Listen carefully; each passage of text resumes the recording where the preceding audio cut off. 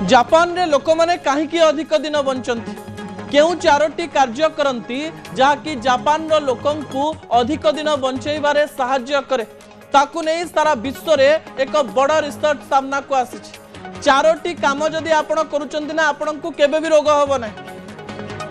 मोर शेष प्रसंग TV screen को आनिबा पई अनुरोध करबी जहाँ गुरुत्वपूर्ण अटे चारिटी काम करंतु संपूर्ण रोग मुक्त रुहंतु। अनेक विशेषज्ञ प्राय 250 जन विशेषज्ञ को एक कमिटी गठन करा जायतिला। एई कमिटी रे सैंपल नुहे लक्ष लक्ष लोकंकर विभिन्न अनुभव को लेकर जो सैंपल तैयारी करा जायतिला सेथिरे चारोटी काम कले स्पष्ट भाव में आपणक जीवन में आपन को रोग होबो नाही आपण कोनोसी प्रकार बड़ रोग को देखिबे नाही ता सहित आपण जीवन को शांति रे जी पारिबे। से चारोटी तथ्य को टीवी स्क्रीन को आनिबा पई अनुरोध करंतु। अत्यंत सरल काम। प्रथम कथा हेउची जेतेबेले भी शरीर असुस्थ हेउची किंबा सीजन चेंज समय आपणकर देह खराब रहउची मझिरे मझिरे जदि आपणको ज्वर होउची से समस्त कथा जदि होउची आपण भाबी नेबे जे आपणकर देह रोगर एई चारिटी कारण हेई पारे चारिटीर अभाव जोगु आपणक शरीर रोग सृष्टि हेई पारे किंतु एई चारिटी जिंस जदि आपण करूचंती आपणको कोनोसी रोग होबो नाही। कोन से काम जदि आपणक शरीर रे विटामिन डी भल भाव में रही ताले आपणको कोनोसी प्रकार रोग होबो नाही।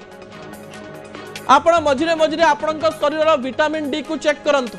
आजिकाली लोक मानकर विटामिन डी बहुत लो थाए कारण सकाळे जो समय खरा पड़े से खरा को आमे शरीर को एब्जॉर्ब हवा पई दौ नाहु जो थरे सकाळुआ खरारे विटामिन डी थाए ता न हेबा कारणरू प्राय 80% लोकंक शरीर में विटामिन डी रो अभाव देखिबा पई मिले। मझिरे मझिरे देह बिंधे दर्शक बंधु एवं विटामिन डी जदि कमी जाउची ताले विटामिन डी रो टैबलेट किंबा तार लिक्विड खाई परिबे मझिरे मझिरे किंबा सकाळर खरा को व्यवहार करि परिबे। अन्य पटे जदि आपण सबुदिन 8 घंटार निद नेउचंती आपण चाप मुक्त रहउचंती जिंक को एंटीऑक्सीडेंट थिबा खाद्य खाउचंती अर्थात वेजिटेबल एवं फ्रूट्स एई चारिटी काम कले आपण को रोग हेब ना। शरीर में विटामिन डी थिबो आपण प्रतिदिन 8 घंटार निद सोउथिबे आपण संपूर्ण चाप मुक्त थिबे एवं जिंक को एंटीऑक्सीडेंट खाउथिबे ताले आपण को कोनोसी रोग होबो नाही यहा ग्यारंटी भाव में अनेक डाक्टर कहचंती। दर्शक बंधु ए चारिटी कार्य आज ठारू करबा आरंभ करंतु।